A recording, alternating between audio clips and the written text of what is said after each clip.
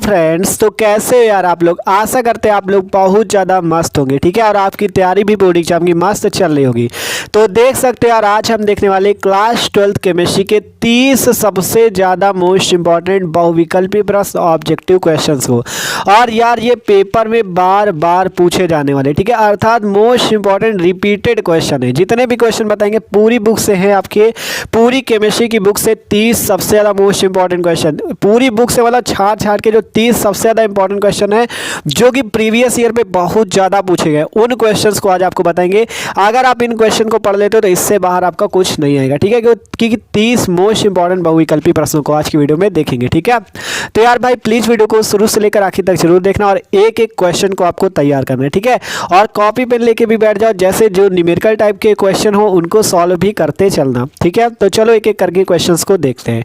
तो देखो पहला क्वेश्चन हमारे पास, क्वेश्चन नंबर 1, निम्नलिखित में से कौन सा अणुसंघ के गुणधर्म है, ठीक है। 4 ऑप्शन है। पहला ऑप्शन श्यानता, दूसरा ऑप्शन परासरण दाब, तीसरा ऑप्शन प्रकाशिक घूर्णन, चौथा ऑप्शन पृष्ठन। तो इनमें से चारों में से कौन सा अणुसंघ के गुणधर्म है। तो अगर आपने विलियन चैप्टर को सही से पढ़ा तो आपको पता होगा अणुसंघ के गुणधर्म कितने प्रकार के होते हैं। अणुसंघ गुणधर्म बताओ कितने प्रकार के होते हैं। अणुसंघ गुणधर्म जो होते हैं 4 प्रकार के होते हैं। पहला होता है आपका परासरण दाब, ठीक है, और दूसरा होता है क्वथनांक में उन्नयन, ठीक है, और तीसरा होता है हिमांक में अवनमन, हिमांक में अवनमन, और चौथा कौन सा होता है आपका वाष्प दाब में अवनमन। ये 4 आपके अणुसंघ के गुणधर्म होते हैं। आपने पढ़ा है, हमने पढ़ाया भी है, ठीक है। पहला परासरण दाब, दूसरा क्वथनांक में उन्नयन, तीसरा हिमांक में अवनमन, चौथा वाष्प दाब में अवनमन। ये 4 अणुसंघ के गुणधर्म होते हैं। अगर आपको पता है तो आप ऑप्शन को सही कर दोगे, ठीक है। तो 4 अणुसंघ के गुणधर्म होते हैं। तो इन चारों में बताओ कौन सा अणुसंघ गुणधर्म है। तो परासरण दाब, ठीक है। परासरण दाब क्या है, एक प्रकार का अणुसंघ के गुणधर्म है, ठीक है। तो इस टाइप से आपको एक एक पॉइंट को याद करना होता है। देख सकते हो एग्जाम में कैसे कैसे क्वेश्चन आते हैं। आपसे सीधा पूछ लेंगे कौन सा अणुसंघ गुणधर्म है, ठीक है। तो परासरण दाब आपका क्या अणुसंघ गुणधर्म है, और ये तीनों नहीं है। अगला वाला क्वेश्चन जो है बोर्ड एग्जाम के लिए मोस्ट इंपॉर्टेंट क्वेश्चन है। कह रहा है शुद्ध जल की मोलरता कितनी होती है। ये क्वेश्चन हर साल पूछा जाता है, लिख के रख लो, हर साल आता है कि शुद्ध जल की मोलरता कितनी होती है। शुद्ध जल जो होता है उसकी मोलरता कितनी होती है। तो ये तो आपको एकदम रट लेना है, 55.56 मोल प्रति लीटर, 55.56 मोल प्रति लीटर होती है शुद्ध जल की मोलरता। और ये क्वेश्चन हर साल बोर्ड एग्जाम में पूछा जाता है, ठीक है, इसलिए ये बोर्ड एग्जाम के लिए मोस्ट इंपॉर्टेंट क्वेश्चन है, ठीक है। ठीक है, इस वाले क्वेश्चन का क्या ऑप्शन हो गया कि शुद्ध जल की मोलरता कितनी होती है, 55.56 मोल प्रति लीटर, ठीक है। तो इसका ये वाला क्वेश्चन आपका सही हो गया, ठीक है। तो ये क्वेश्चन जो था एकदम आसानी से आपका कंप्लीट हो गया। आप चलते अगले क्वेश्चन की ओर। ये क्वेश्चन भी मोस्ट इंपॉर्टेंट है। कह रहा निम्नलिखित में से किसका परासरण दाब जो होता है सबसे कम होता है, ठीक है। किसका परासरण दाब सबसे कम होता है। तो आपको 4 ऑप्शन दिए गए, पोटेशियम क्लोराइड विलयन, दूसरा ऑप्शन स्वर्ण विलयन, तीसरा ऑप्शन मैग्नीशियम क्लोराइड विलयन, चौथा ऑप्शन एल्युमिनियम फास्फेट विलयन, ठीक है। 4 चीजें आपको दी गई, इनमें से किसका परासरण दाब सबसे कम होता है। तो देखो इसकी ट्रिक ये है, परासरण दाब अगर आपसे पूछे किसका सबसे कम या किसका सबसे ज्यादा होता है तो आपको ऐसे याद करना है, जिसमें ज्यादा आयन होंगे, ध्यान से सुनना, जिसमें ज्यादा आयन होंगे उसका परासरण दाब जो होगा ज्यादा होगा, और जिसमें कम आयन होंगे उसका परासरण दाब कम होगा। क्या कहा हमने कि जिसमें आयन ज़्यादा होंगे, जिसमें क्या होंगे आयन ज़्यादा होंगे, जैसे प्लस आयन और माइनस आयन ज़्यादा होंगे उसका परासरण दाब ज़्यादा होगा, और जिसमें आयन कम होंगे उसका परासरण दाब कम होगा, ठीक है। अब पहला ऑप्शन है पोटेशियम क्लोराइड विलयन। पोटेशियम क्लोराइड का सूत्र होता है KCl। तो KCl में एक K प्लस आयन होता है, एक Cl माइनस आयन होता है। तो इसमें तो 2 आयन है, एक प्लस और एक माइनस, ठीक है। इसी टाइप से अगर मैग्नीशियम क्लोराइड की बात करें तो MgCl2, इसमें भी आपका आयन है, Cl में भी आयन, Mg में भी आयन। एल्युमिनियम फास्फेट की बात करें तो एल्युमिनियम में तो आपको पता है एल्युमिनियम खुद ही 3+ रखता है, तो एल्युमिनियम फास्फेट में भी आयन है। लेकिन स्वर्ण विलयन, स्वर्ण का जो विलयन होगा, गोल्ड विलयन जो होगा, उसमें क्या होंगे आयन नहीं होंगे, इसलिए सबसे कम परासरण दाब इसी का होगा। आपने कैसे पहचाना कि इसका परासरण दाब सबसे कम है, बताओ। आपसे ये कहा कि जिसमें आयन ज़्यादा हो उसका परासरण दाब ज़्यादा, जिसमें आयन कम हो उसका परासरण दाब कम। तो स्वर्ण विलयन में जब कोई आयन ही नहीं है तो इसका ही तो सबसे कम होगा आपका क्या परासरण दाब। तो देखो इसी तरह से आपको एकदम समझना है कि जिसमें जैसे पोटेशियम क्लोराइड था K plus plus Cl- ion है, इसमें भी आयन है, इसमें भी आयन Mg वाले में, एल्युमिनियम वाले में भी है, लेकिन आपका स्वर्ण विलयन में आयन नहीं है, अर्थात ये क्या है आपका, इसका परस्पर दाब सबसे कम होगा। ठीक है, तो ये क्वेश्चन भी कंप्लीट होता है। तो समझ गए ना, इसी टाइप से आपसे पूछा जा सकता है कि इसमें परस्पर दाब ज़्यादा, तो आप क्या करो सब में देख लेना, जिसमें ज़्यादा आयन आ जाए, जैसे इसमें क्या था, इसमें 2 आयन थे, इसमें 3 आयन है, इसमें देखोगे और ज़्यादा मिलेंगे, तो जिसमें सबसे ज़्यादा आयन उसका सबसे ज़्यादा परस्पर दाब। ठीक है, इस टाइप से देखा जाता है। अगला क्वेश्चन है क्वेश्चन नंबर 4, किस सूत्र द्वारा मोलल उन्नयन स्थिरांक Kb की गणना की जा सकती है? बताओ भैया किस सूत्र द्वारा Kb की गणना कर सकते हो आप, ये बताओ। ठीक है, तो आपको एक फॉर्मूला किसने किसने पढ़ा है, डेल्टा टीबी बराबर Kb इंटू एम। ठीक है, ये टीबी लिखा हुआ है, डेल्टा टीबी बराबर Kb इंटू एम, जहाँ डेल्टा टीबी क्या होता है, क्वथनांक में उन्नयन, ये स्मॉल बी होता है। ठीक है, इसको देखो साइज समझाएं आपको। ठीक है, फॉर्मूला क्या होता है, डेल्टा टीबी बराबर Kb इंटू एम, जहाँ डेल्टा टीबी क्वथनांक में उन्नयन, Kb आपका क्या है, Kb है आपका क्वथनांक उन्नयन स्थिरांक, और m होता है मोललता। ठीक है, अब इस मोललता का भी फॉर्मूला होता है। ठीक है, यहाँ से डेल्टा टीबी बराबर Kb इंटू मोललता का क्या फॉर्मूला होता है, ये मोललता बराबर होता है विलेय के मोलों की संख्या बटे में विलायक का भार। तो मोलों की संख्या को स्मॉल w बटा स्मॉल m लिख देंगे, और विलायक का भार क्या हो जाएगा, कैपिटल W, और ऊपर 1000 का गुणा। ठीक है, तो मोललता का फॉर्मूला क्या होता है, आपको मोललता हमने पढ़ाई हुई है, विलेय के मोलों की संख्या बटे में विलायक का भार। तो मोलों की संख्या बराबर विलेय का भार अर्थात स्मॉल w, और विलेय का भार अर्थात स्मॉल m, और ये जो कैपिटल W इसे कहेंगे विलायक का भार, और ऊपर 1000 का गुणा। तो ये m की जगह आप ये लिख दो, small w upon m into 1000 बटे में कैपिटल W। अब आपको मान किसका बताना है, Kb का, तो यहाँ से Kb को यहीं रखो और सबको उधर भेज दो। तो Kb हो गया इधर, अब डेल्टा टीबी, अब ये जो नीचे वाले इनका गुणा ऊपर हो जाएगा, तो delta TV into small m into capital W, और बटे में जो ऊपर वाले ये नीचे आ जाएंगे 1000 इंटू स्मॉल w, ये आ जाएगी Kb की वैल्यू। देख सकते हो आप, सिंपल। ठीक है, delta TB equal to Kb into small w upon small m into 1000 बटा W।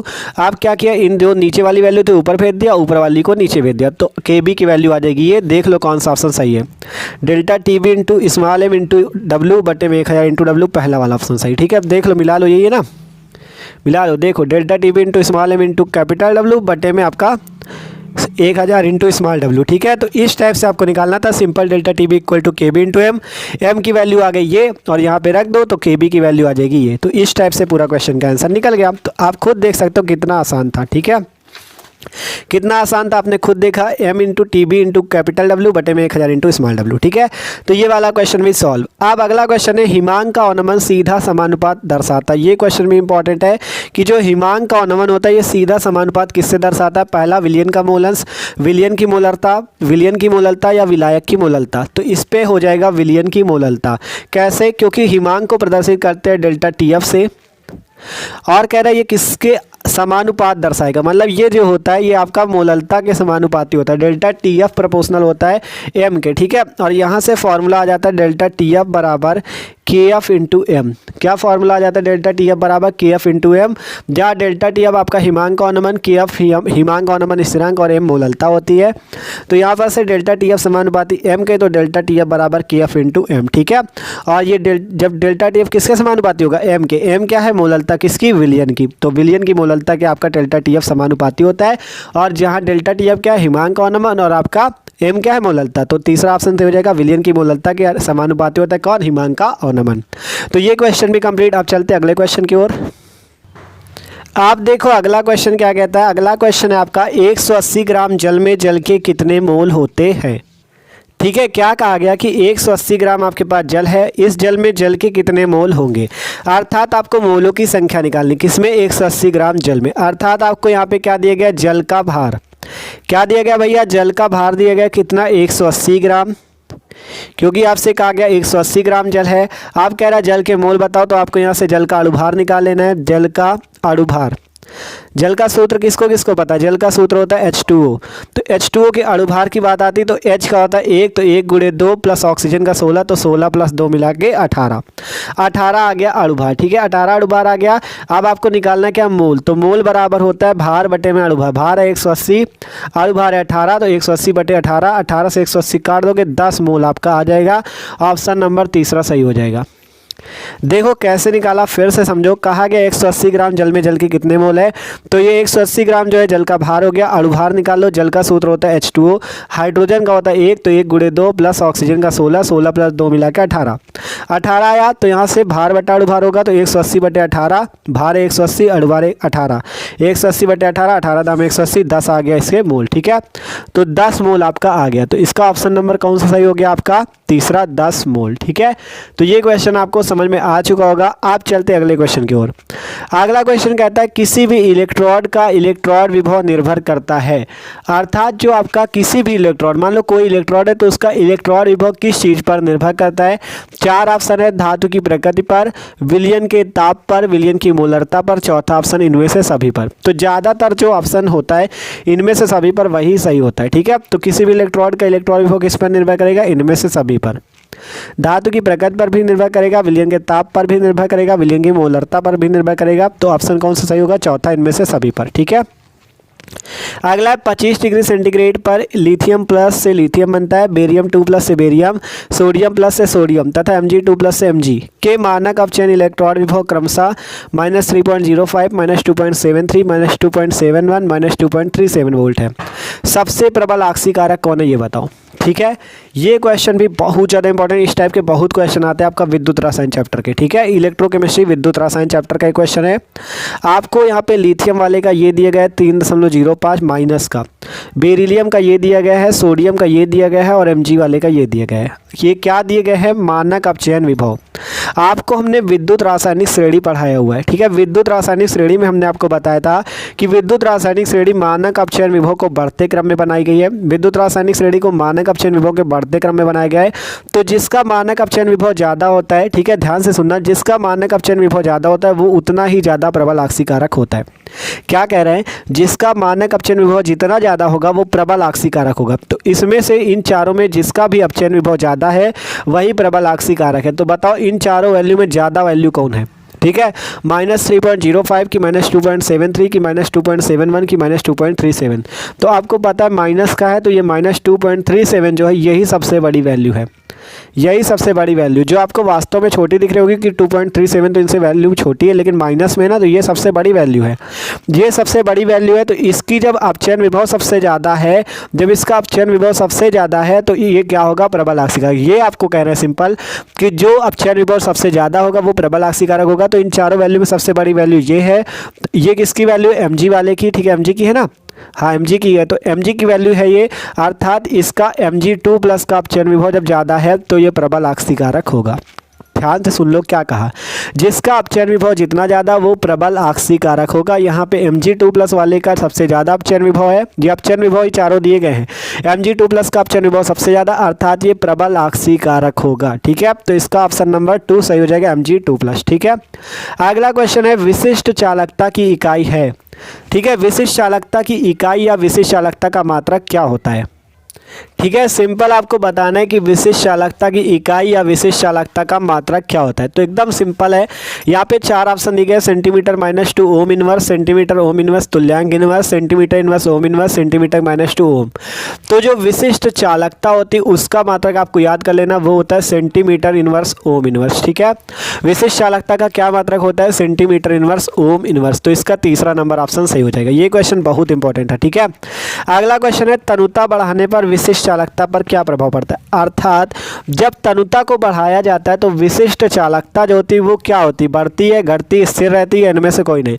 तो जब तनुता को बढ़ाया जाता है तो जो विशिष्ट चालकता है आपकी वो घट जाती है। ठीक है, तनुता बढ़ाने पर विशिष्ट चालकता घटती है। ये क्वेश्चन भी इंपॉर्टेंट, एग्जाम में बार बार पूछा जाता है। ठीक है, कि तनुता अगर बढ़ा दी जाए तो विशिष्ट चालकता पर क्या प्रभाव पड़ता है, विशिष्ट चालकता जो होती है वो घट जाती है। ठीक है, तो ये क्वेश्चन भी कंप्लीट। अगला क्वेश्चन है प्रथम कोटि अपक्रिया के अर्ध भाग में पूर्ण होने में लगा समय T1/2 किस पर निर्भर करता है। ठीक है, तो आपसे कहा क्या गया, पहले क्वेश्चन समझो तभी सॉल्व कर पाओगे। प्रथम कोटि की अपक्रिया में अर्ध भाग में पूर्ण होने में लगा समय T1/2 किस पर निर्भर करता है। तो आपको हमने पढ़ाया T1/2 क्या होता है, अर्धायु होता है, और अर्धायु का सूत्र आपको याद कर लेना है, T1/2 = होता है 0.693 अपॉन में के। ये किस लिए होता है, प्रथम कोटि अपक्रिया के लिए। प्रथम कोटि अपक्रिया के लिए फॉर्मूला होता है T1/2 अर्थात अर्धायु = 0.693 अपॉन के। और यहाँ पे आपको दिख रहा है ये केवल किस पर निर्भर करता है, के पर निर्भर करता है। क्योंकि जब इस सूत्र में केवल T1/2 और K है, T1/2 और K है, तो ये किस पर निर्भर करेगा? केवल K पर। तो पहला ऑप्शन है उसकी प्रारंभिक सांद्रता पर निर्भर करता है, तो इसमें तो अभिकारक की प्रारंभिक सांद्रता है ही नहीं, तो इस पर निर्भर ही नहीं करेगा। दूसरा ऑप्शन उसकी प्रारंभिक सांद्रता के व्युत्क्रमानुपाती होता है, ये भी गलत है। तीसरा ऑप्शन उसकी प्रारंभिक सांद्रता पर निर्भर नहीं करता, उसकी प्रारंभिक सांद्रता के वर्गमूल पर निर्भर करता है। तो आपने देखा इस सूत्र से जो T1/2 टी है, ठीक है, T1/2 equal to 0.693 upon K है। इस सूत्र में ये जो आपका अर्धायु T1/2 ये केवल अभिक्रिया के वेग स्थिरांक K पर ही निर्भर करता है और किसी पर निर्भर नहीं करता। तो ये सारे ऑप्शन आपका इसमें से कौन सा सही हो जाएगा? उसकी प्रारंभिक सांद्रता पर निर्भर नहीं करता, क्योंकि ये जो आपका T1/2 है ये वेग स्थिरांक पर निर्भर करता है। आप फॉर्मूले से ही देख लो, आपसे कहा गया प्रथम कोटि अपक्रिया में अर्ध भाग में पूर्ण होने में लगा समय T1/2। जब इसका सूत्र 0.693 अपॉन K होता है तो ये किस पर निर्भर करेगा? K पर, ना कि उसकी प्रारंभिक सांद्रता के व्युत्क्रमानुपाती या वर्गमूल के व्युत्क्रमानुपाती, इन पर किसी पर भी नहीं। केवल ये होगा कि उसकी प्रारंभिक सांद्रता पर निर्भर नहीं करता, अर्थात वो केवल K वेग स्थिरांक पर ही निर्भर करता है। तो तीसरा ऑप्शन इस पर सही हो जाएगा। ठीक है, तो क्वेश्चन समझ में आया, इंपॉर्टेंट बहुत ज़्यादा था। अब चलते अगले क्वेश्चन की ओर। अब अगला क्वेश्चन है क्वेश्चन नंबर 12। एक प्रथम कोटि की अपक्रिया का अर्ध समय 4 मिनट है, तो 99.9% अपक्रिया कितने समय में पूर्ण हो जाएगी? मोस्ट इंपॉर्टेंट वाला क्वेश्चन है, ये जान लो। ठीक है, आपसे कहा गया एक प्रथम कोटि की अपक्रिया का अर्ध समय 4 मिनट है, अर्थात T1/2 आपको 4 मिनट दिया गया है।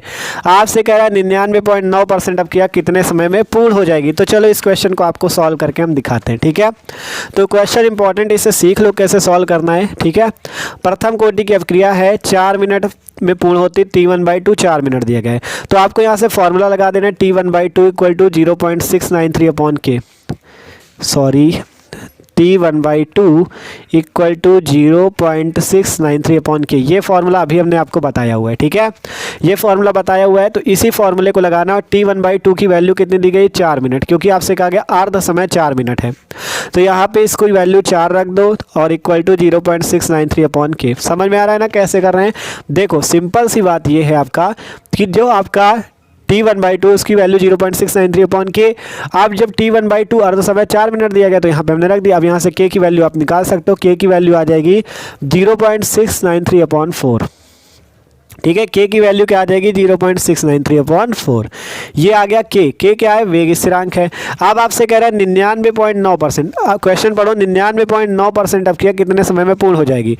अब आपको निकालना है 99.9% अपक्रिया पूर्ण करने में लगा समय T का मान। ठीक है, तो उसका फॉर्मूला हो जाएगा T 99% इक्वल टू, आपने प्रथम कोटि अपक्रिया का फॉर्मूला पढ़ा है 2.303 अपॉन K लॉग बेस में 10 A upon A minus x. किसने किसने ये फॉर्मूला पढ़ा है? T equal to 2.303 upon K log base में 10 A upon A minus x. ठीक है, ये फॉर्मूले आपको तैयार करने होंगे तभी कर पाओगे, एक ये वाला एक ही वाला। ठीक है, दोनों फॉर्मूले तैयार कर लो। तो आप क्या करना है, यहाँ पे आपको K की वैल्यू रख देनी है। तो रखते हैं T 99% 99.9 है। ठीक है, 99.9 है इक्वल टू 2.303 बटे में K की वैल्यू रख दो 0.693 और बटे में 4 लॉग बेस में 10। यहाँ पे ध्यान से समझना, 2.303 तो ये पहले से है, K की वैल्यू ये वाली रखी 0.693.4। अब बात आती A की वैल्यू और A माइनस एक्स की वैल्यू। तो यहाँ से लिख लो माना A इक्वल टू 100, माना A इक्वल टू 100। A क्या है? A जो होता है आपका A क्या है? A अभिकारक की प्रारंभिक सांद्रता। A है आपकी अभिकारक की प्रारंभिक सांद्रता। ठीक है, अब आपको निकालना क्या है? जब A 100 मान लिया तो X कितनी हो जाएगी? ये जो वैल्यू दी गई 99.9, तो यहाँ से X बराबर हो जाएगा 99.9। और अगर A माइनस एक्स निकालोगे तो 100 माइनस 99.9 हो जाएगा। और इसे घटा दे अगर 100.0 से 99.9 घटा दे तो कितना आ जाएगा? 10 में 9 गया 1, 9 में 9 गया 0, 9 में 9 गया 0, 0.1 आएगा। A माइनस एक्स की वैल्यू 0.1। ठीक है, X की वैल्यू 99.9 और A की वैल्यू 100 और a माइनस एक्स की 0.1। आप देखो क्या किया, फिर से पूरा समझाते हैं। सबसे पहले आपको इस क्वेश्चन पे प्रथम कोटि की अपक्रिया का अर्ध समय 4 मिनट और 99.9% कितने समय पूर्ण हो जाएगी ये पूछ रहा है। तो यहाँ से t1/2 वाला फॉर्मूला ये लगाया और यहाँ से हमने k की वैल्यू ये निकाली। अब 99.9% में पूछ रहा है तो ये फॉर्मूला लगाओ, t 99% equal to 2.303/k log base में 10 a माइनस एक्स। ठीक है, अब यहाँ से k की वैल्यू ये वाली रख दो जो यहाँ पे थी 0.693/4, यहाँ रख दिया लॉग बेस में 10। अब बात आती थी a और a माइनस एक्स की, जहाँ a अभिकारक की प्रारंभिक सांद्रता और x t समय पश्चात की सांद्रता होती है। तो यहाँ से हमने लिखा माना a इक्वल टू 100, जब a 100 मान लिया तो x कितनी हो जाएगी, ये जो 99.9 दिया यहाँ पे 99.9 है। ठीक है, 99.9%। तो आप 99.1 ये आपका x जो है 99.9 हो जाएगा। तो यहाँ से अगर a माइनस एक्स निकालो तो a की वैल्यू है 100, x की वैल्यू 99.9, घटा दो तो 0.1 आ जाएगा। आप सॉल्व कर लो, a की वैल्यू कितनी 100 रखो, a माइनस एक्स की वैल्यू 0.1 तो रख दो। अब यहाँ से दशमलव हटाओ, ऊपर 1000 हो गया, सॉल्व करो। ये 4 नीचे सबसे ऊपर चला जाएगा तो 2.303 बट्टे में 0.693 इंटू 4 और यहाँ क्या बचा 1000। ठीक है, 1000 बच गया। आप इसे सॉल्व करते देखो भैया, आप सॉल्व करते। ठीक है, अब यहाँ पे है 2.303 बट्टे में 0.693 और गुणे में 4। अब इस 1000 को आप क्या लिख सकते हो, 10 की पावर 3, 10 की पावर 3 लिख सकते हो। अब एक फार्मूला होता है लॉग में, लॉग m की पावर n का क्या होता है, n लॉग m। क्वेश्चन थोड़ा लॉन्ग है, मानते हैं, ऑब्जेक्टिव पे ऐसा नहीं देना चाहिए। ठीक है, बड़ा क्वेश्चन है लेकिन पूछा गया है 2-3 बार, तो आपको बता रहे हैं। ठीक है, कि अगर आ जाए तो कर लेना। अब यहाँ से क्या हो जाएगा 2.303/0.693 इंटू 4। अब लॉग m की पावर n का सूत्र होता है n लॉग m। ठीक है, तो यहाँ से क्या हो जाएगा 3 log 10, 3 log बेस में पहले से 10 है, यहाँ पे भी 10 आ जाएगा। कैसे किया बताओ, 10 की पावर 3 था, यहाँ पे m की पावर n, तो m की पावर n को अगर n log m लिख सकते हैं तो वैसे 10 की पावर 3 को हम 3 log 10 लिख सकते हैं। ठीक है, 3 log 10 लिख सकते हैं, जैसे m की पावर n को n log m वैसे 10 की पावर 3 को 3 log 10। ठीक है, इतना हो गया। आप सॉल्व करो, 2.303 बटे में 0.693। ठीक है, और गुणे में 4 3 12 और ये जो लॉग बेस में 10 यहाँ पे है और यहाँ पे 10 है, इसकी वैल्यू हो जाएगी 1। जब यहाँ 10 होगा, यहाँ 10 होगा, 10 से 10 कट जाएगा, बचेगा केवल 1, तो इसकी जगह आपको वह कर देना 1। आप इसे आगे सॉल्व कर लो, 2.303 है गुणे 12 है बटे 0.693 है। अब आपको इसे अपने आप सॉल्व करना है। 12 का गुणा करोगे, 12 तिया 36, 12 तिया 36 की 6, 3 12 दूनी 24, 3 27 ऐसे आएगा ना 27, 3 अंक पे दशमलव 27.636 बटे में 0.693 भाग दे लेना। आंसर आपको बता दे रहा है कितना आएगा। ठीक है, जब आप इसका भाग इसमें दोगे तो वही कम से लगभग आपका 40 आएगा आंसर। ठीक है, 40 मिनट करके आंसर आएगा। आप इसका भाग देके चेक कर लेना, लगभग में वैल्यू आएगी 40। जब 0.693 का 27.636 भाग दोगे तो 40 मिनट आंसर आ जाएगा।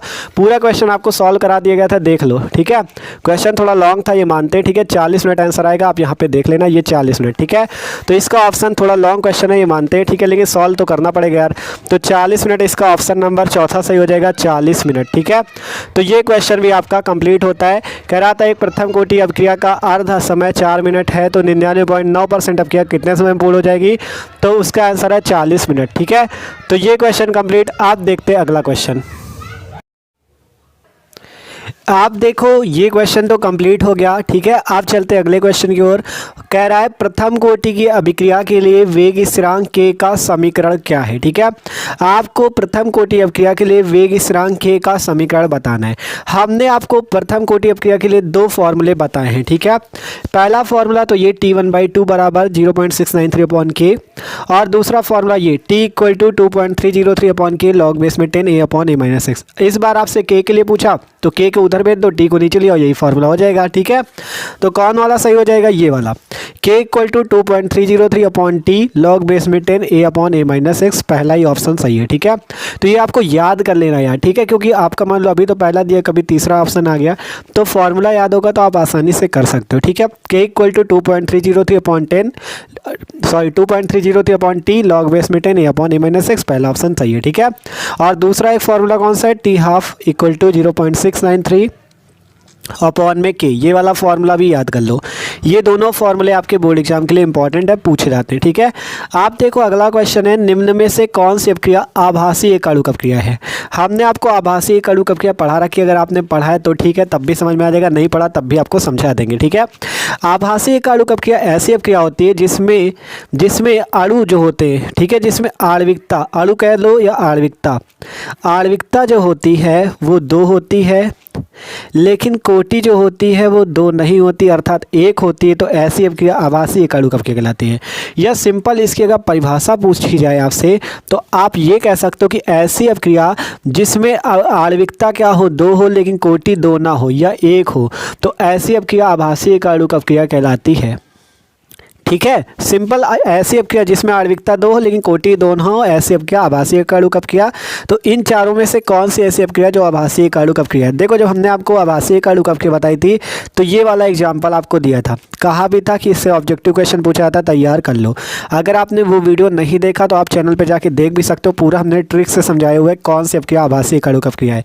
ये जो अपक्रिया है ये आपकी आभासी एक आड़ू अपक्रिया है। इसमें अणु, आणविकता क्या होती है, अणुओं की संख्या, यहाँ पे 2 अणु हैं तो इसकी आणविकता 2 होगी, लेकिन इस अपक्रिया में जो कोटि होगी वो 1 होगी। इस कारण से अपक्रिया आभासी एक आड़ू अपक्रिया होती है। अगर आपको इसे समझना है तो आप वीडियो चैनल पे पढ़ा हुआ है, आप जाके देख सकते हो आभासी एक आड़ू अपक्रिया, या डिस्क्रिप्शन में प्लेलिस्ट है क्लास 12 केमिस्ट्री की, उस पर जाके वीडियो देख सकते हो। ठीक है, तो ये बहुत ज़्यादा इंपॉर्टेंट, आपसे 3 नंबर पर क्वेश्चन भी पूछा जाता है कि आभासी एक आड़ू अपक्रिया क्या होती है, उसे बताइए। तो आपको परिभाषा लिखनी होती है और यही उदाहरण लिखना होता है, इसमें दिखा देना होता है कि आणविकता 2 है, कोटि 1 है, अर्थात ये आभासी एक आड़ू अपक्रिया है। तो ये रिएक्शन आप तैयार कर सकते हो, CH3 COOCH3 जल से क्रिया एसिटिक अम्ल और मेथिल अल्कोहल बनता है, और इसकी आणविकता 2 होती है और कोटि 1 होती है, अतः यह आभासी एक आड़ू अपक्रिया है। ठीक है, तो इसको तैयार कर लेना। अगला क्वेश्चन आता है, शून्य कोटि अपक्रिया के लिए वेग स्थिरांक या वेग नियतांक का मात्रक बताओ। ये 4 ऑप्शन है, मतलब शून्य कोटि की जो अपक्रिया होती है उसके लिए वेग स्थिरांक का जो मात्रक है वो क्या है। ठीक है, तो जो शून्य कोटि अपक्रिया उसके लिए वेग स्थिरांक का क्या मात्रक होता है, वो होता है mole litre inverse second inverse.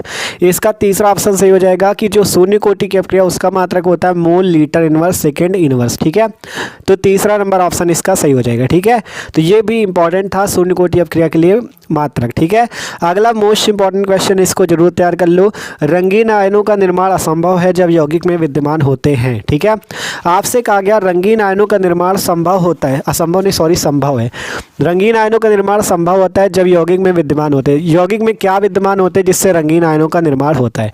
हमने आपको पढ़ा रखा है, जब संक्रमण तत्व पढ़ाए थे उसमें बताया था कि जहाँ पे अयुग्मित इलेक्ट्रॉन होंगे, जहाँ पे अयुग्मित इलेक्ट्रॉन, अयुग्मित का मतलब होता है जिस इस प्रकार के क्या कहलाता है, कक्षक कहलाता है, कक्षक या ऑर्बिटल। इस पर अगर एक इलेक्ट्रॉन है तो वो कैसा इलेक्ट्रॉन होता है, अयुग्मित, और अगर इलेक्ट्रॉन क्या हो, जोड़े में हो तो वो इलेक्ट्रॉन कहलाता है युग्मित। ये इलेक्ट्रॉन युग्मित है, युग्मित का मतलब है जोड़े में इलेक्ट्रॉन, अयुग्मित का मतलब होता है अकेला इलेक्ट्रॉन। तो जिसमें अकेला इलेक्ट्रॉन हो वो अयुग्मित इलेक्ट्रॉन होता है, और जब अयुग्मित इलेक्ट्रॉन की उपस्थिति होती तभी रंगीन आयन बनते हैं।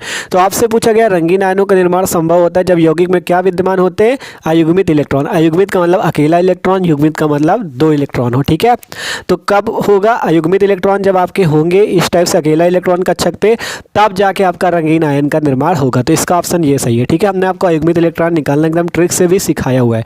अभी एक ऑब्जेक्टिव क्वेश्चन भी हमने लिया है जो कि एग्जाम में हर साल पूछा जाता है, उस पर भी हम आपको बताएंगे कि कैसे आप अयुग्मित इलेक्ट्रॉन को निकाल सकते हो, अभी देखेंगे उसको भी। ठीक है, तो ये क्वेश्चन समझ लो कि रंगीन आयन का निर्माण तब होता है जब क्या होते हैं, यौगिक में अयुग्मित इलेक्ट्रॉन उपस्थित होते हैं। ठीक है, आप चलते क्वेश्चन नंबर 17 की ओर। आप देखो अगला क्वेश्चन है कि निम्न में अनुचुंबकीय आयन है, इन चारों में से अनुचुंबकीय आयन कौन सा है ये बताना है। तो देखो अनुचुंबकीय आयन वही होते हैं जिनमें अयुग्मित इलेक्ट्रॉन होते हैं, जिनमें अकेला इलेक्ट्रॉन होता है वो आपके कौन से आयन होते हैं, अनुचुंबकीय आयन होते हैं। ठीक है, इन चारों में से कौन सा ऑप्शन सही है जिसमें अयुग्मित इलेक्ट्रॉन है और वो अनुचुंबकीय भी है और रंगीन। अभी आपको ये भी बताया था रंगीन वो होगा जिसमें अयुग्मित इलेक्ट्रॉन होंगे, वही आयन रंगीन होगा जिसमें अयुग्मित होंगे, और वही आयन आपका अनुचुंबकीय भी होगा जिसमें अयुग्मित इलेक्ट्रॉन होंगे। अब आपको निकाल के बताते कैसे। ठीक है, इस वाले में अगर हम बात करें तो सही ऑप्शन जो है वो है Ni2+। अब ये कैसे, ये हम आपको करके बताएंगे। ठीक है, एक का करके बता देंगे Ni2+ वाले का। आप जब इस टाइप का क्वेश्चन आएगा तो आपको चारों में चेक करना होगा, हम केवल इसका आपको चेक करके बताएंगे कैसे आपको निकालना है। आप मेथड सीख गए तो आप किसी का भी निकाल सकते हो। ठीक ठीक है, हमें तो सिंपल पता है कि Na2+ में क्या है, अयुग्मित इलेक्ट्रॉन है, इस कारण से अनुचुंबकीय है। यही सही विकल्प भी, हम आपको इसमें करके दिखाएंगे, फिर आपको उसी प्रकार से सब में करना है। ठीक है, Na2+ पे निकालना है आपको अयुग्मित इलेक्ट्रॉन, अगर अयुग्मित है तो अनुचुंबकीय होगा। तो सबसे पहले इस Na का परमाणु क्रमांक बताओ कितना होता है। निकिल, इसका क्या नाम है, निकिल। निकिल का जो परमाणु क्रमांक होता है वो कितना होता है, वो होता है 28। ठीक है, कितना होता है 28। तो आपको क्या करना है, इसका इलेक्ट्रॉनिक विन्यास निकालना है। 1s2 2s2 2p6 3s2 3p6 4s2 3d8। ठीक है, 28 परमाणु क्रमांक का इलेक्ट्रॉनिक विन्यास ये निकल जाएगा 1s2 2s2 2p6 3s2 3p6 4s2 3d8। ठीक है, अब ये तो निकला केवल निकिल का, लेकिन हमें निकालना है निकिल 2+ का, निकिल 2+ का। आप देखो एक चीज़ समझो, अगर किसी भी मान लो तत्व उसके ऊपर 2+, 1+ ऐसे कुछ लगा है, तो जैसे प्लस लगा होता है, प्लस का ये मतलब होता है कि उससे इलेक्ट्रॉन क्या निकले हैं, बाहर निकले। इलेक्ट्रॉन ये जो जैसे 2+ लगा है तो उससे 2 इलेक्ट्रॉन बाहर निकले, यहाँ 2+ लगा मतलब इससे 2 इलेक्ट्रॉन बाहर निकले हैं। ठीक है, तो आपको यहाँ से क्या करना है, 2 इलेक्ट्रॉन बाहर निकलना है। 2+ लगा मतलब 2 इलेक्ट्रॉन निकालो, और 2 इलेक्ट्रॉन कहाँ से निकालोगे, सबसे बाहरी वाली कक्षा। मान लो बाहरी कक्षा चौथी है, देखो पहले पहली कक्षा आएगी, फिर दूसरी, फिर तीसरी, फिर चौथी कक्षा आएगी। तो चौथी कक्षा सबसे बाहरी होगी, तो आपको इसी से 2 इलेक्ट्रॉन निकाल देने। देखो कैसे, 1s2 2s2 2p6 3s2 3p6 4s0 और 3d8। ऐसा हमने क्यों किया, क्योंकि Na के ऊपर 2+ लगा था। 2+ का मतलब 2 इलेक्ट्रॉनों का त्याग, 2 इलेक्ट्रॉन का त्याग। और 2 इलेक्ट्रॉन कहाँ से त्यागे जाएंगे, सबसे बाहरी कक्षा चौथी, क्योंकि पहली कक्षा, फिर दूसरी कक्षा, फिर तीसरी, फिर चौथी। तो 2 इलेक्ट्रॉन हमने यहाँ से निकाल दिए। अब आपको क्या करना है, अयुग्मित इलेक्ट्रॉन चेक करना है सबसे बाहर। सबसे बाहर अब कौन बचा, 3d, क्योंकि 4s पे तो 0 इलेक्ट्रॉन है। अब इस पर आपको चेक करना है। देखो d ऑर्बिटल जो होता है इसमें 5 कक्षक होते हैं, पहला कक्षक, दूसरा कक्षक, तीसरा, चौथा और पांचवा। ठीक है, 8 इलेक्ट्रॉन है, तो पहला इलेक्ट्रॉन ये आया, दूसरा, तीसरा, चौथा, पांचवा, छठवां, सातवां, आठवां। 8 इलेक्ट्रॉन हमने भर दी। आप बताओ इसमें कितने ऐसे इलेक्ट्रॉन हैं जो अयुग्मित हैं। अयुग्मित इलेक्ट्रॉन कितने बताओ। अयुग्मित इलेक्ट्रॉन हमने आपको बताया, जो इलेक्ट्रॉन कोष्टक पे अकेला हो वो अयुग्मित। ये अकेला है, ये अकेला, तो कितने अकेले इलेक्ट्रॉन, 2 अकेला, तो 2 इलेक्ट्रॉन अयुग्मित। ठीक है, बस ये समझ लो जितने इलेक्ट्रॉन अकेले हों वो इलेक्ट्रॉन अयुग्मित। इसमें 2 इलेक्ट्रॉन अकेले हैं, मतलब ये 2 इलेक्ट्रॉन क्या होंगे, अयुग्मित इलेक्ट्रॉन होंगे। अर्थात आपका अयुग्मित इलेक्ट्रॉन होने से ये क्या करेगा, अनुचुंबकीय गुण दर्शाएगा, अनुचुंबकीय गुण, और ये रंगीन भी होगा। ठीक है, देखो आपको ये तो हमें पता है कि ये वाला ऑप्शन सही है, लेकिन आपको एग्जाम में थोड़ी ना पता होगा कि ये ऑप्शन सही है। आपको 4 ऑप्शन दिए हैं, आपको पहले जैसे Zn2+ दिया गया था तो आप Zn2+ पे निकालते यही चीज़। जैसे इसमें किया, Zn का परमाणु क्रमांक 30 होता है, पहले 30 का आप निकालते इलेक्ट्रॉनिक विन्यास। जब 30 का इलेक्ट्रॉनिक विन्यास निकल जाता फिर Zn2+ का निकालते, 2+ का मतलब 2 इलेक्ट्रॉन बाहर निकालते इसी 4s से। जब 4s से निकालते आप उसमें चेक करते अयुग्मित इलेक्ट्रॉन है कि नहीं, तो उसमें अयुग्मित इलेक्ट्रॉन नहीं होते, इस कारण से अनुचुंबकीय नहीं है। केवल इसी पे अयुग्मित इलेक्ट्रॉन, देखो इन चारों में अगर आप चेक करोगे तो केवल आपको इसी में अयुग्मित इलेक्ट्रॉन मिलेंगे, इन तीनों में नहीं मिलेंगे। आप चाहे चेक करके देख लेना, इसी मेथड से आप चेक करना, आपको केवल निकिल में मिलेंगे। इसी कारण से निकिल अनुचुंबकीय, क्योंकि इसमें अयुग्मित इलेक्ट्रॉन है। ठीक है, अगर और भी ट्रिक से सीखना चाहते हो अयुग्मित इलेक्ट्रॉन कैसे निकाले, तो आप चैनल पर वीडियो है, या आप सर्च कर लो अयुग्मित इलेक्ट्रॉन कैसे निकाले, सबसे ऊपर वीडियो हमारा ही आता है, या आप ठीक है, जहाँ पे आपको स्टडी का अड्डा अनुज लिखा हो चैनल का नाम, ठीक है, उसी पे आप जाके मस्त तरीके से देख सकते हो। एकदम ट्रिक से हमने आपको समझाया हुआ है। ठीक है, तो एकदम मस्त तरीके से आप जाके देख सकते हो अयुग्मित इलेक्ट्रॉन कैसे निकालें, क्योंकि ये क्वेश्चन आपका बहुत पूछा भी जाता है। तो इस टाइप से हमने निकाला, आपको समझ में आया ना, तो निकिल 2+ वाला ऑप्शन सही हो जाएगा। अगला क्वेश्चन है CuCN का होल 4 3- आयन में Cu की ऑक्सीकरण अवस्था बताओ या ऑक्सीकरण संख्या बताओ। तो ये भी एकदम आसानी से निकलेगा। आपको किसकी बताना है, Cu की। Cu को मान लो x प्लस लगाओ, Cn की होती -1, कितने Cn 4, तो -1 × 4 = 3 है तो -3 आ जाएगा इधर। सॉल्व कर लो, x - 4 = -3, देखो 4 का -1 से गुणा -4। अब सॉल्व करो, x = -3 + 4 = 1, तो इसकी ऑक्सीकरण अवस्था आ गई +1, ये वाला ऑप्शन सही। ठीक है, अब देख लो ध्यान से, सिंपल Cu की निकालनी थी, Cu को माना x, Cn की होती -1 तो -1 × 4 बराबर का चिन्ह, 3 लगा तो -3 उधर कर दिया।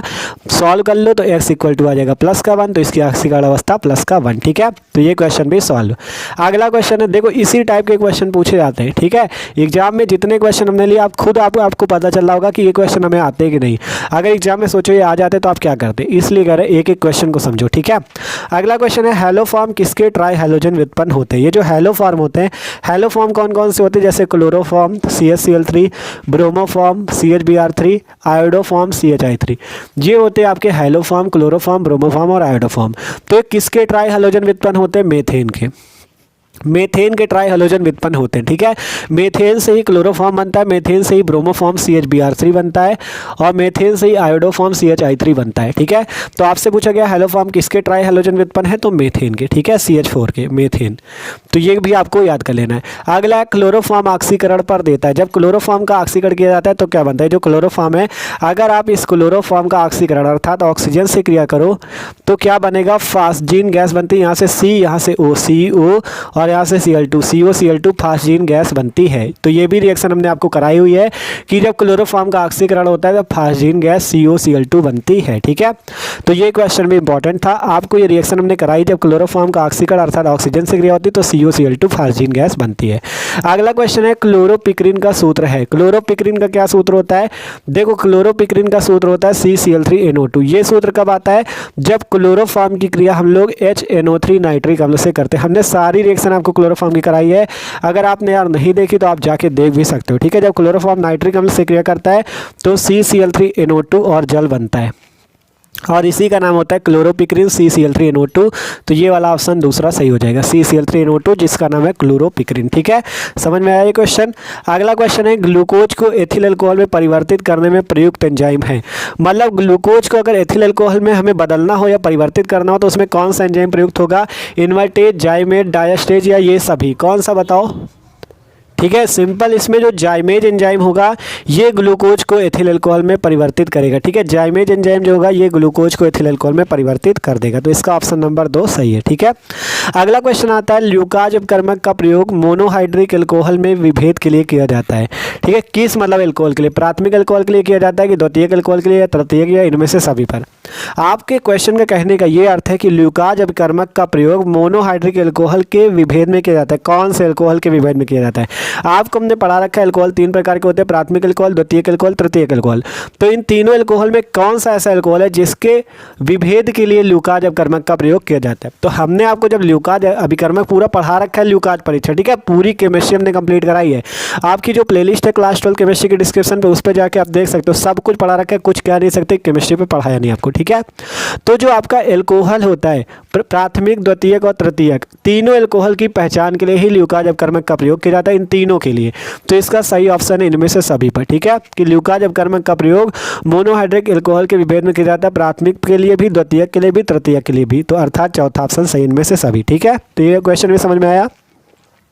अगला क्वेश्चन देखो, अगला क्वेश्चन कहता है निम्नलिखित में से कौन फेलिंग विलेन का अपचयन नहीं कर सकता, ठीक है। कौन ऐसा है जो फेलिंग विलेन का अपचयन नहीं कर सकता, पहला ऑप्शन फार्मिक अम्ल, दूसरा ऑप्शन एसिटिक अम्ल, तीसरा ऑप्शन फॉर्मेल्डिहाइड, चौथा एस्टल्डिहाइड। तो ये जो एसिटिक अम्ल है, एसिटिक अम्ल, ये फेलिंग विलेन को अपचयित नहीं करता, ठीक है। इसका ऑप्शन नंबर ये वाला सही हो जाएगा, ठीक है। तो इसको भी आपको तैयार कर लेना कि फेलिंग विलेन को अपचयित कौन नहीं करता, एसिटिक अम्ल। फार्मिक अम्ल कर सकता है, फॉर्मेल्डिहाइड भी कर सकता है और एस्टल्डिहाइड भी कर सकता है, लेकिन एसिटिक अम्ल नहीं कर पाएगा। तो 24 क्वेश्चन हो गए। आप चलते अगले क्वेश्चन नंबर 25 की ओर, ठीक है। अगला नंबर क्वेश्चन नंबर 25 पे एल्डिहाइडो से एमीन बनाने में प्रयुक्त अभिकर्मक है, ठीक है। एल्डिहाइड से कौन एमीन बनाता है, तो देखो यहाँ पे एक चीज़ हमने गड़बड़ कर दी, एल्डिहाइड नहीं था, एमाइड था, एमाइडो कर देना यहाँ पे। एमाइडो से एमीन बनाने में प्रयुक्त अभिकर्मक, क्वेश्चन ये पूछा गया था एग्जाम में कि एमाइडो से एमीन बनाने में प्रयुक्त अभिकर्मक क्या है। देखो एमाइड जैसे आपका ले लें CH3CONH2, इसका नाम होता है एसीटाइमाइड। जब एसीटाइमाइड में Br2 और KOH की अभिक्रिया होती है तो इस अभिक्रिया का नाम क्या होता है, हाफमान ब्रोमेमाइड अभिक्रिया।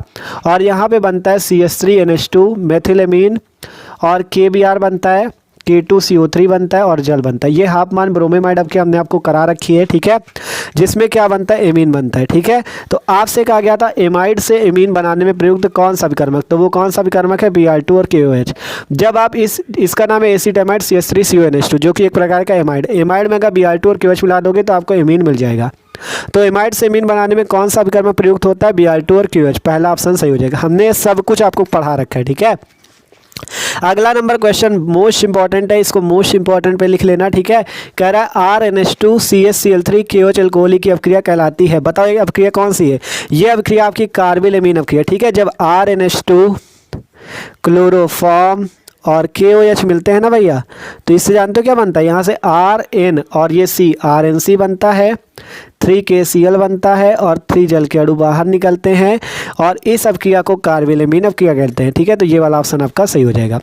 अगला, इनुलिन के जल अपघटन से बनता है। इनुलिन के जल अपघटन से क्या बनता है, ग्लूकोज, फ्रक्टोज, ग्लूकोज और फ्रक्टोज, लैक्टोज, कौन बनता है बताओ। तो इनुलिन का जब जल अपघटन होता है तो फ्रक्टोज बनता है। ठीक है, इनुलिन के जल अपघटन से क्या बनता है, फ्रक्टोज बनता है। ये वाला ऑप्शन सही है। अब अगला क्वेश्चन है, शरीर में आरक्षित ग्लूकोज के रूप में कार्य करने वाला कार्बोहाइड्रेट है। ऐसा कौन सा कार्बोहाइड्रेट है जो शरीर में आरक्षित ग्लूकोज के रूप में कार्य करता है। ठीक है, पहला ऑप्शन सुक्रोज, स्टार्च, ग्लाइकोजन या फ्रक्टोज। तो जो ग्लाइकोजन है यह शरीर में आरक्षित ग्लूकोज के रूप में कार्य करता है। ठीक है, तो इसका ऑप्शन नंबर 3 सही, ग्लाइकोजन। ये लास्ट वाले चैप्टर का है, जैवाणु चैप्टर का। ठीक है, अगला क्वेश्चन आता है, एस्कॉर्बिक अम्ल है। एस्कॉर्बिक अम्ल क्या है, एस्कॉर्बिक अम्ल जो एक प्रकार का विटामिन है। ठीक है, एस्कॉर्बिक अम्ल एक प्रकार के विटामिन, कौन सा विटामिन है, विटामिन सी। विटामिन सी का रासायनिक नाम होता है एस्कॉर्बिक अम्ल, आप याद रख लो।